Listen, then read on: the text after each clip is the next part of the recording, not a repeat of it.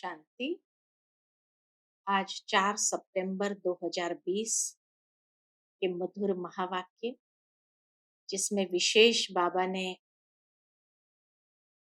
यही कहा कि तुम बच्चों की चलन बहुत रॉयल होनी चाहिए और इतना मीठापन हो जो दूसरों को भी महसूस आए, क्योंकि तुम फूल बन रहे हो और संपूर्ण विश्व को कांटों के जंगल से फूलों का बगीचा बनाने की रूहानी सर्विस करते हो, वह भी अपने ही तन मन धन से। तो सुनते हैं बाबा के मधुर महावाक्य। ओम शांति। मीठे बच्चे, जब तुम फूल बनेंगे तब यह भारत कांटों के जंगल से संपूर्ण फूलों का बगीचा बनेगा।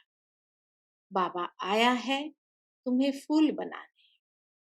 प्रश्न है, मंदिर लायक बनने के लिए किन बातों पर विशेष ध्यान देना है? उत्तर है, मंदिर लायक बनना है तो चलन पर विशेष ध्यान दो। चलन बहुत मीठी और रॉयल होनी चाहिए।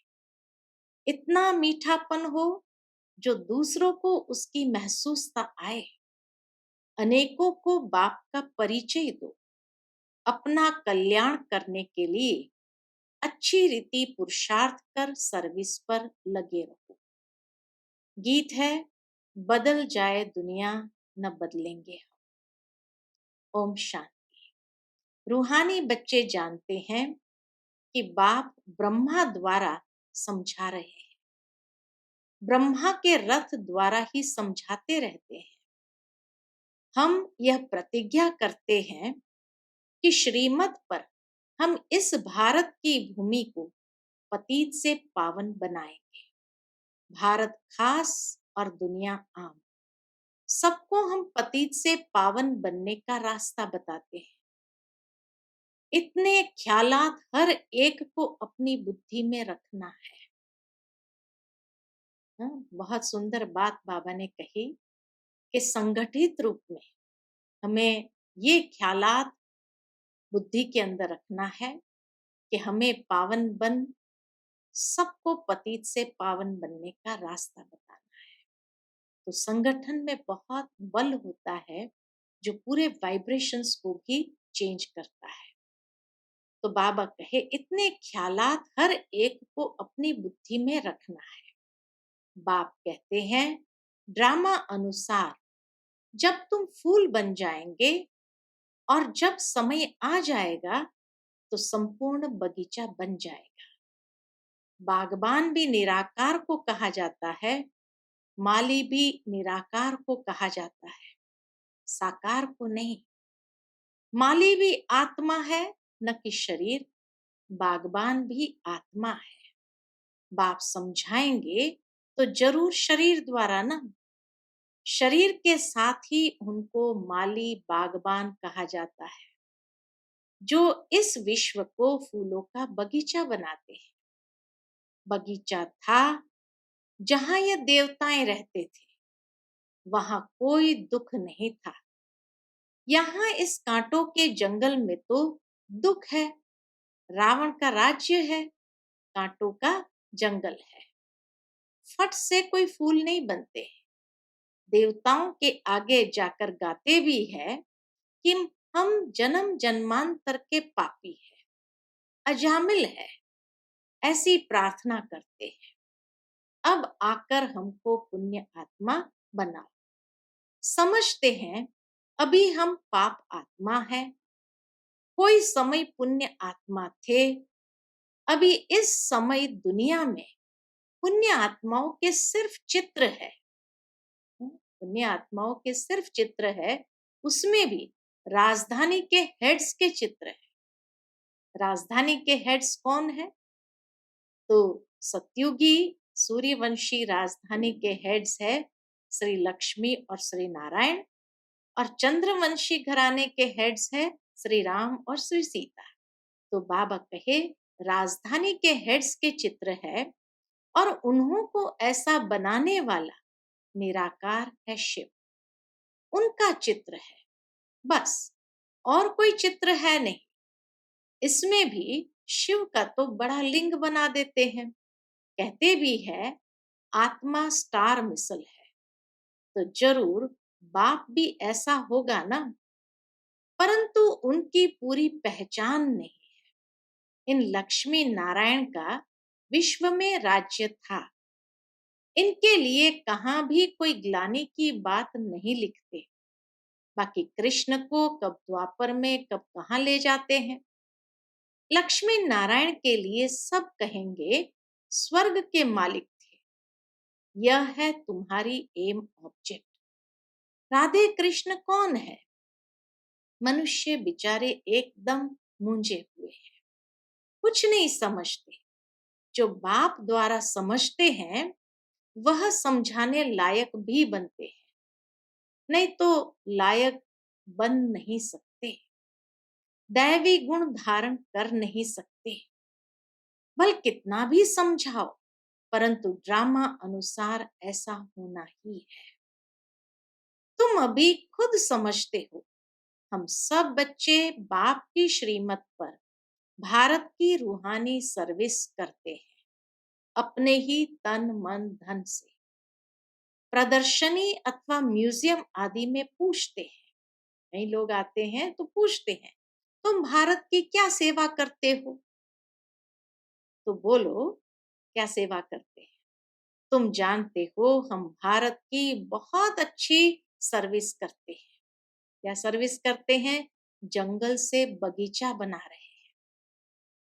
सतयुग है गार्डन, यह है कांटों का जंगल।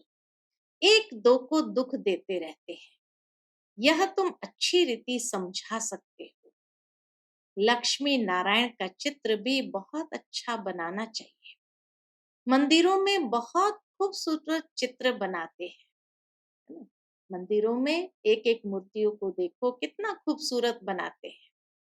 कहाँ गोरा कहाँ सांवरा चित्र बनाते, उनका क्या राज है यह भी समझते नहीं। तुम बच्चों को अभी यह सारा ज्ञान है। मैं आकर सबको मंदिर लायक बनाता हूँ, परंतु सब मंदिर लायक नहीं बनते हैं। प्रजा को तो मंदिर लायक नहीं कहेंगे ना। प्रजा उन्हों की होगी जो पुरुषार्थ कर बहुत सर्विस करते हैं। तुम बच्चों को रूहानी सोशल सर्विस भी करनी है। इस सेवा में अपना जीवन सफल करना है।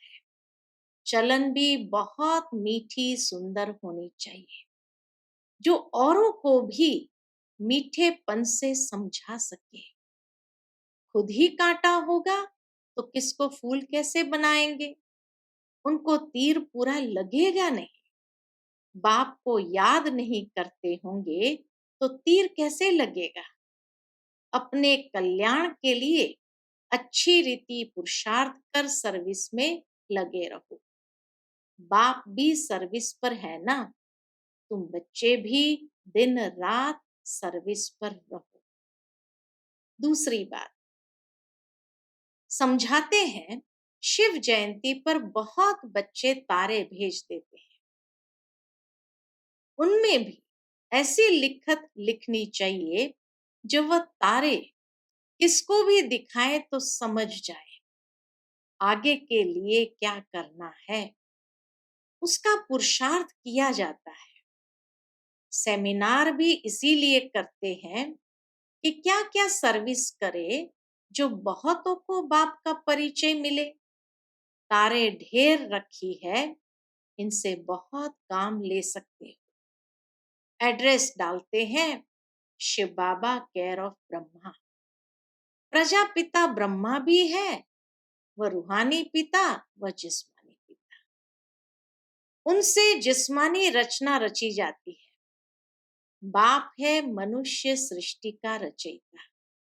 कैसे रचना रचते हैं यह दुनिया भर में कोई नहीं जानते।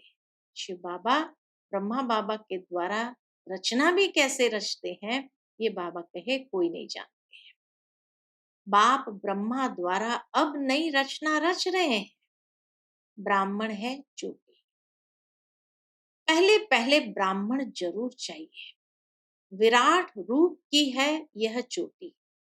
जो विराट रूप दिखाते हैं तो उसमें चोटी है ब्राह्मण। ब्राह्मण, देवता, क्षत्रिय, वैश्य, शूद्र। पहले शूद्र तो नहीं हो सकते, बाप ब्रह्मा द्वारा ब्राह्मण रचते हैं। शूद्र कैसे और किस द्वारा रचेंगे? तुम बच्चे जानते हो कैसे नई रचना रचते हैं।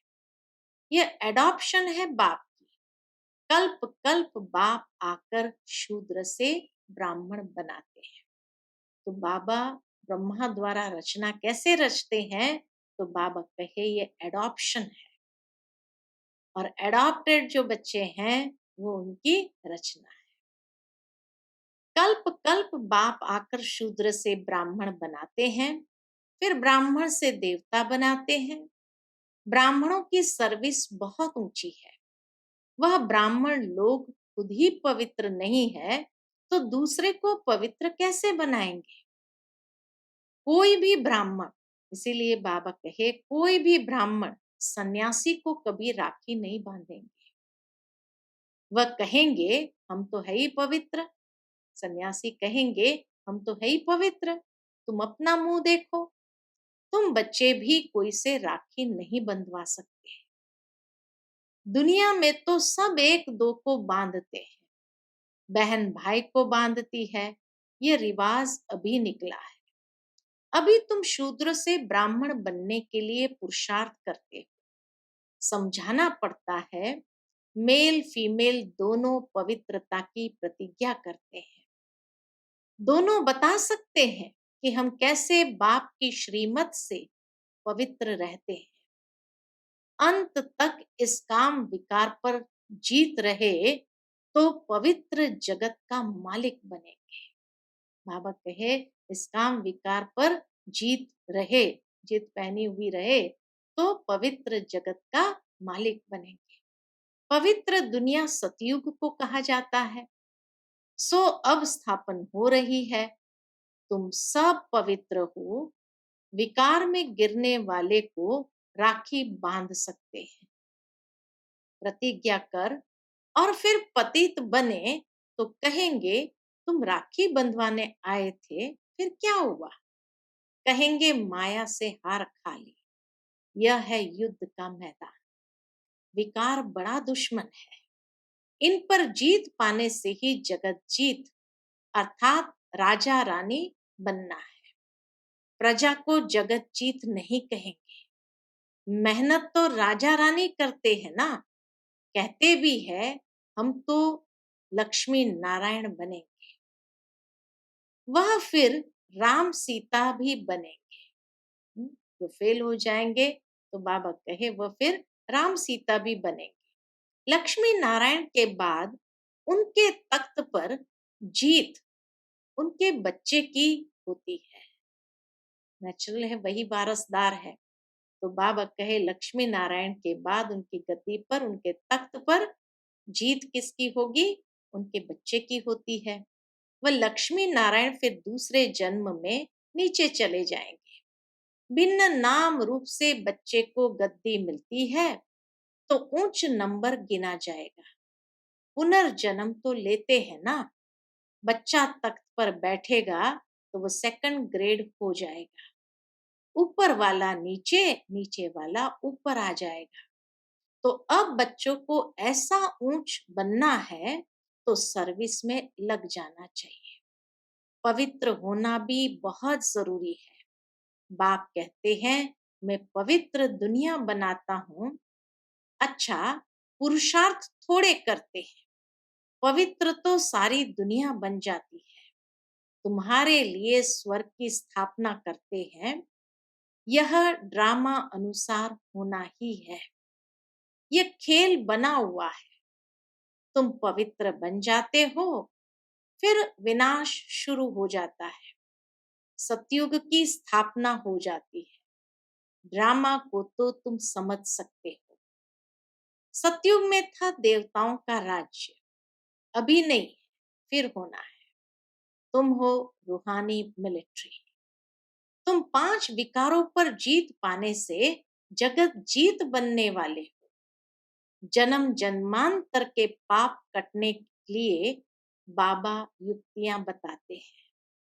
बाप एक ही बार आकर युक्ति बताते हैं, जब तक राजधानी स्थापन न हो जाए तब तक विनाश नहीं होगा। तुम बहुत गुप्त वॉरियर्स हो। सतयुग होना ही है कलयुग के बाद। फिर सतयुग में कभी लड़ाई होती नहीं। तुम बच्चे जानते हो, सब आत्माएं जो भी पाठ बजाती है वह सब नूंदा हुआ है। जैसे कठपुतलियां होती है ना, ऐसे नाचती रहती है। यह भी ड्रामा है। हर एक का इस ड्रामा में पार्ट है।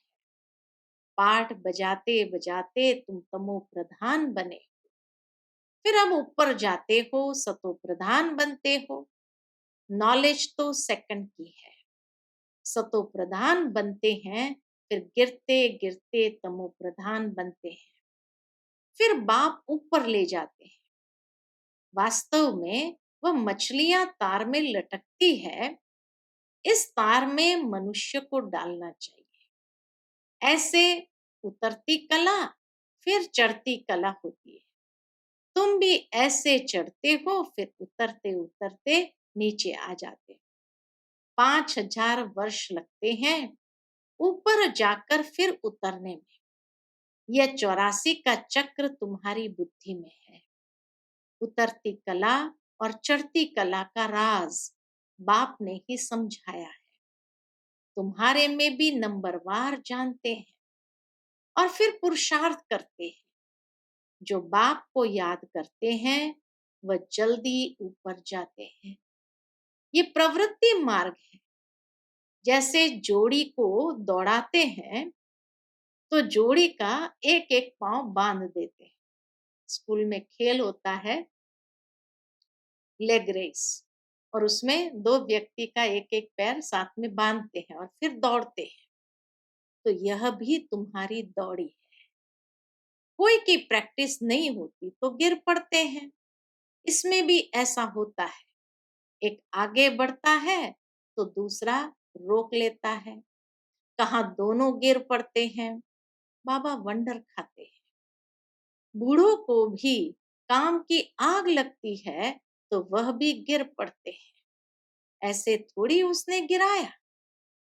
गिरना न गिरना अपने हाथ में है। कोई धक्का थोड़ी देते हैं। हम गिरे क्यों? कुछ भी हो जाए हम गिरेंगे नहीं।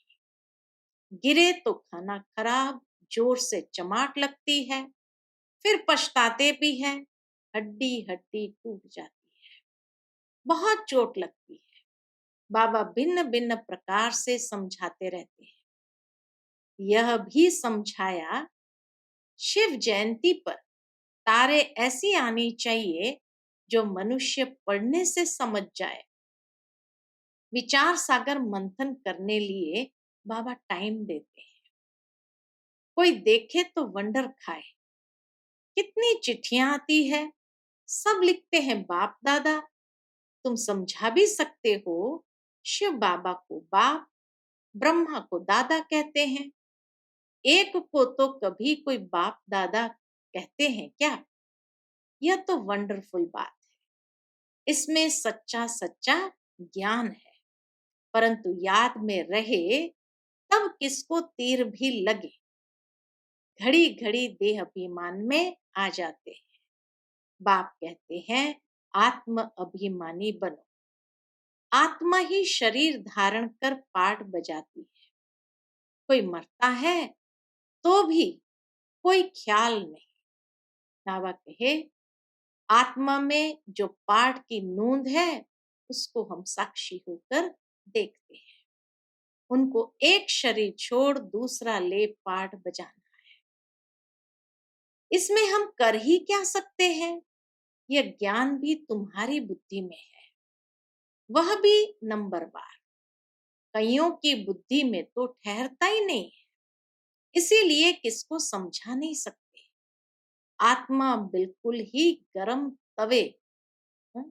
गरम तवा है, तमो प्रधान पतित है। जैसे कोई गरम तवा होता है, उसके ऊपर कोई शीतल जल डालते हैं तो भी बाष्प बन जाता है। तो इसी तरह बाबा कहे, इस समय में आत्मा बिल्कुल ही गर्म तवा, तमो प्रधान पतित है। उन पर ज्ञान अमृत डाला जाता है तो ठहरता नहीं।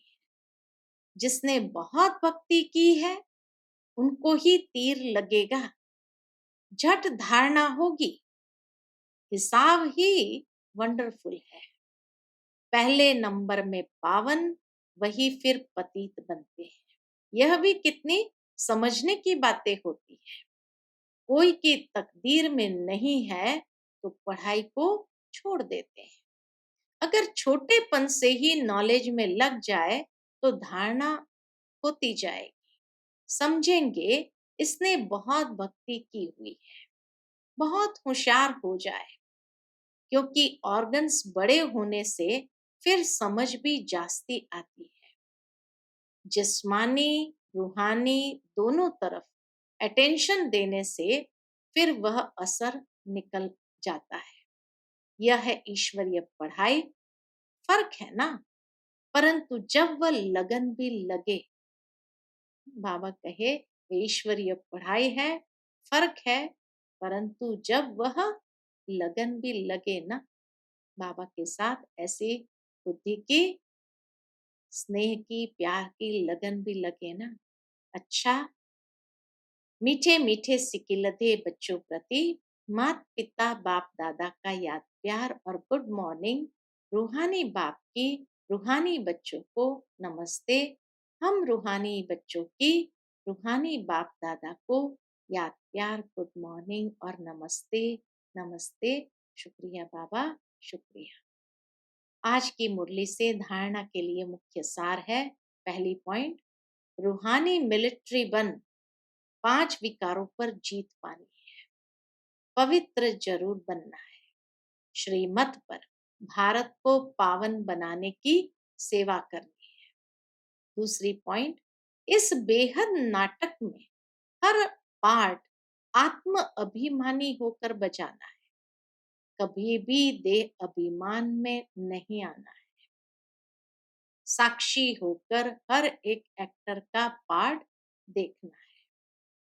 आज की मुरली का मीठा वरदान है, स्वमान द्वारा अभिमान को समाप्त करने वाले सदा निर्माण भव। स्वमान द्वारा अभिमान को समाप्त करने वाले सदा निर्माण भव। जो बच्चे स्वमान में रहते हैं उन्हें कभी भी अभिमान नहीं आ सकता। वे सदा निर्माण होते हैं। जितना बड़ा स्वमान उतना ही हाजी में निर्माण। छोटे बड़े ज्ञानी अज्ञानी, माया जीत व मायावश, गुणवान हो या कोई एक दो अवगुणवान भी हो, अर्थात गुणवान बनने का पुरुषार्थी हो, लेकिन स्वमान वाले सभी को मान देने वाले दाता होते हैं। अर्थात स्वयं संपन्न होने कारण सदा रहम दिल होते हैं। आज का स्लोगन है, स्नेह ही सहज याद का साधन है। बाबा के स्नेह ही सहज याद का साधन है। इसलिए सदा स्नेही रहना और स्नेही बनना। स्नेह ही बाबा की सहज याद का साधन है। अच्छा, Om Shanti. To watch Peace of Mind channel videos on YouTube, subscribe us on youtube.com/tvpeaceofmind. Just a click for a peaceful life.